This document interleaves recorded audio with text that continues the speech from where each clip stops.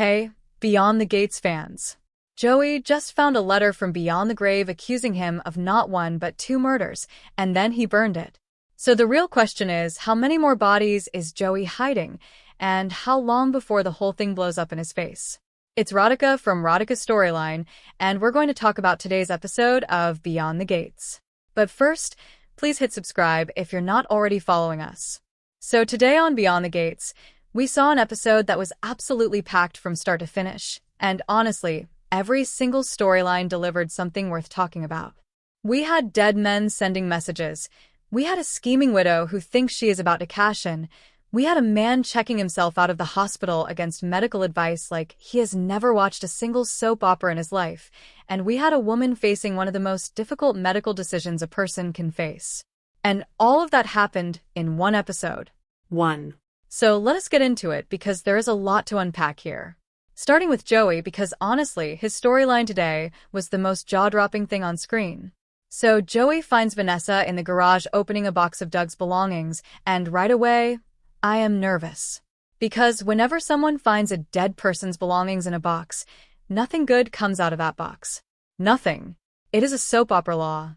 Anyway, Joey, smooth as ever, convinces Vanessa to go eat scones in the kitchen while he handles the box, which I have to say was a very calculated move. He got her out of the room so fast, so gently, that she did not even notice what he was doing. And the moment she is gone, he finds an envelope. And written on the outside of this envelope, in what I can only imagine is the most ominous handwriting ever committed to paper, are the words, "In the event of my death." I mean, if that does not make the hairs on the back of your neck stand up, I do not know what will. And here is the thing. He does not tell Vanessa about it. Of course he does not. Because Joey is Joey, and keeping secrets is basically his full-time job at this point. So Vanessa goes off to have lunch with Deanna, blissfully unaware that her husband just found a letter from her dead husband that could blow everything wide open. Which is a lot. That is genuinely a lot for one afternoon. Now, let's talk about Deanna, because she is clearly running an entire operation here, and I have to give her credit even though she is absolutely terrible. She suggests to Vanessa that they all have dinner together.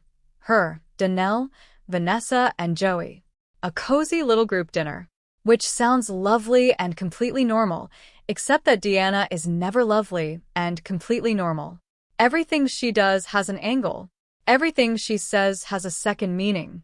And the fact that she is pushing for this dinner, engineering this social situation, tells you everything you need to know about where her head is at.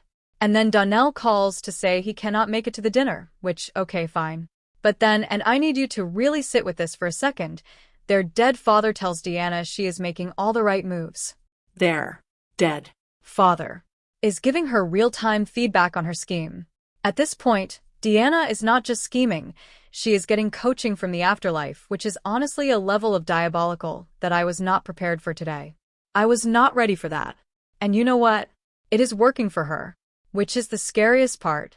So Joey reads the letter, and here is where it gets truly wild. The letter accuses Joey of being behind not just Doug's death, but also the death of someone named Kenny, the racist who attacked Martin and Vernon years ago. So we're not talking about one loose end. We're talking about at least two. Two deaths, and Doug apparently knew about both of them, and he wrote it all down in a letter addressed to whoever found it after he died. That is not just damaging. That is catastrophic. That is the kind of information that ends careers, ends marriages, ends freedom. And Joey knows exactly what he is sitting on. So what does he do? He calls Randy because of course he does. Randy is always the first call when things go sideways, and he orders him to find out if Doug had any safe deposit boxes or anywhere else he might have stashed important documents. Smart move, honestly, even if it is awful. Because if Doug was careful enough to write that letter, he might have been careful enough to leave copies somewhere. And Joey knows that. He is not panicking, which is almost more unsettling than if he were panicking. He is methodical. He is strategic. He is a man who has clearly been here before. And then, when Vanessa tells him about the dinner, Joey hesitates. He has reservations. Which, honestly, I thought was interesting because Joey usually does not hesitate. He usually just moves. The fact that he paused tells me that dinner with Deanna makes him nervous on a level that most things do not. He knows she is up to something. He can feel it. But he agrees to go anyway, which is either brave or foolish. And on the show, those two things are often the same. And this is the moment of the episode for me. Once Joey is alone again, he takes out Doug's letter, flashes back to Doug threatening to go to Jacob with what he knows, and burns it. In the fireplace. He just burns the evidence. He watches it turn to ash and he moves on. Which is cold. Which is so cold. And, honestly, it is on brand for him. But here's the thing about burning evidence on a soap opera, it never actually solves the problem. It just delays it. Because there is always another copy, there is always another witness, there is always something that survives the fire. Always. Now let us talk about Bill, because this man is a disaster waiting to happen, and he is fully committed to making it worse. Bill decides to check himself out of the hospital against Madison's strenuous objections. Against medical advice. The man is clearly unwell, Madison is clearly alarmed, and Bill just says no thank you. I am leaving. Which is absolutely berserk behavior, but I cannot say I am surprised. Chelsea is furious, rightfully so, and decides to call in the big guns, meaning Haley. And I have to stop here and just say what we are all thinking. Honestly, she should have called Danny. Danny is the one who actually cares about Bill as a person. Haley is the one who is over at Uptown celebrating her husband's impending death with Randy.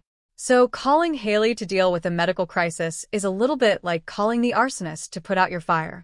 It does not quite track. And speaking of Haley at Uptown, she is ready to celebrate. She is in a good mood. Her husband is dying, apparently, and she is treating it like a victory lap. But Randy, to his credit, is not popping champagne with her. Randy is worried. He suspects that Madison might be sharp enough to figure out exactly what is going on, and that is a legitimate concern because Madison has been asking the right questions from the beginning. Madison is paying attention. And Randy knows that a suspicious doctor who is already asking questions is a very dangerous loose end.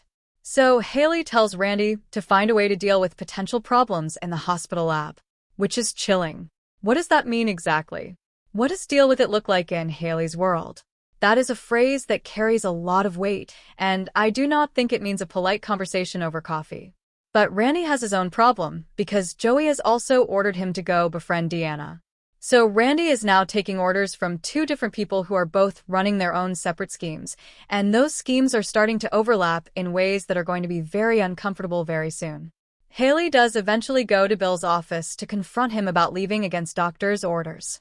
And she insists they're going to get him healthy again. She is doing the concerned wife routine again, the same performance she has been putting on for weeks, and it is exhausting and impressive in equal measure. The woman can compartmentalize like nobody's business. She was just toasting his impending death 20 minutes ago, and now she is standing in his office talking about getting him healthy. That is a level of audacity that honestly deserves some kind of acknowledgement, even though it is completely terrible. Now let us get into the speculation, because this episode set up about 14 different ticking time bombs, and I want to talk about all of them. First up, the letter. Joey burned Doug's letter, but I am betting that is not the end of it. Not even close. My guess is that Doug was smart enough, or paranoid enough, to make sure that letter was not the only copy. I could see there being a safe deposit box somewhere, maybe at a bank that Randy is now tasked with tracking down. And here is the thing. If Joey sent Randy to look for that safe deposit box, there is a real possibility that Randy finds it, reads what is inside, and realizes he is holding an enormous amount of power. Randy already knows too much. He is already operating in the middle of multiple schemes. If he gets his hands on physical evidence of Joey's crimes, does he keep it safe for Joey, or does he use it for himself? I wonder if Randy is closer to flipping than anyone realizes.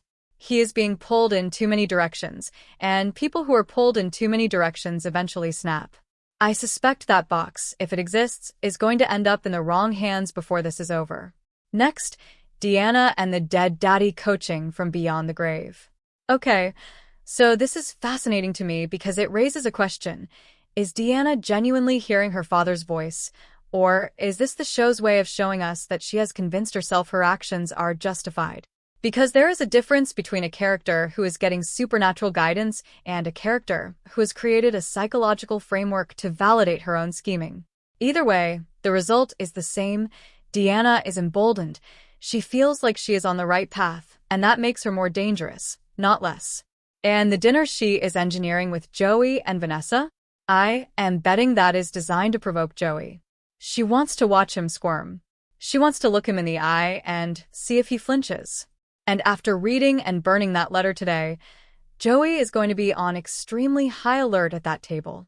The question is whether he is better at hiding it than Deanna is at reading it. I could see that dinner turning into a standoff where both sides are pretending to be something they are not, and only one of them cracks. My guess is it will not be Joey, but it will be close. Another possibility that I keep coming back to Vanessa. Because Vanessa is in the middle of all of this, and she does not know it. She found the box of Doug's belongings. She has been spending time with Deanna. She is having lunch and making dinner plans and going about her life, while her husband is secretly destroying evidence of 2 murders. And I wonder if Vanessa is going to be the one who eventually pieces it together. Not because someone tells her, but because she knows Joey, she knows his behavior, and at some point the small things are going to add up. The hesitation about dinner. The way he took her out of the room so quickly. The missing letter. Maybe she does not even know there was a letter, but she might notice that the box came back lighter than it went in. I suspect Vanessa is smarter than people are giving her credit for right now, and I could see her becoming suspicious of Joey in a way that nobody is currently expecting. Let me know if you think she is already connecting dots, because I feel like she might be, and we are just not seeing it yet. And last but not least, Haley and Madison. This is the collision course I am most watching right now. Haley told Randy to deal with potential problems in the hospital lab. Madison is clearly suspicious. She has been pushing back on Bill's condition, asking questions that make Randy nervous, and she is not the kind of person who backs down when she senses something is wrong. So, what happens when Madison gets close enough to the truth that Haley feels genuinely threatened? I am betting that deal with it escalates beyond a phone call or a distraction. I suspect Haley is going to try to have Madison removed from Bill's case, or manufacture a reason for her to be discredited. Because Haley cannot afford a sharp, suspicious doctor who is already raising red flags. Madison is her biggest threat right now, bigger even than Chelsea, and I wonder if Haley fully understands that yet. My guess is she is about to find out. Now, on a completely different note, and honestly it was a nice breath of fresh air in the middle of all this scheming, Anita received a visit from Sharon and Tracy today. These are the Articulates ladies, and they're encouraging Anita to join them on tour now that she is finishing up her cancer treatments. And Anita is not quite ready to commit to the tour, which makes sense, because cancer treatment is exhausting and she needs time to recover at her own pace and on her own terms. But they do discuss taking Devin from Young and Restless up on his offer to re-record their original songs with the late Barbara's voice included, which is genuinely beautiful and emotional if you think about it. Re-recording with a departed member's voice is a tribute and a farewell all at once. And the cherry on top is Sharon apparently has a new man named Marvin, which the ladies seemed very excited about, which honestly, good for Sharon. She deserves nice things. And Vernon announces that he has spoken to Devin and scheduled a time to record, which means this is actually happening, and I am here for it.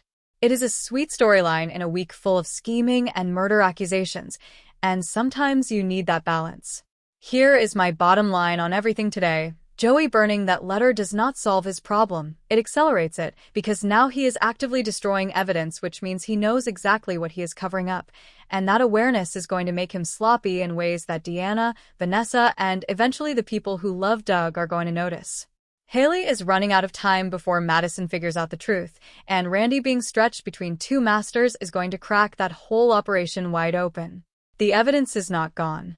It is just waiting to resurface. We'll see. Thank you for being a loyal listener. Follow us wherever you get your podcast, because you don't want to miss the next episode. Rodica Storyline is on all the major podcast platforms including Apple Podcast, Spotify, iHeartRadio, and more.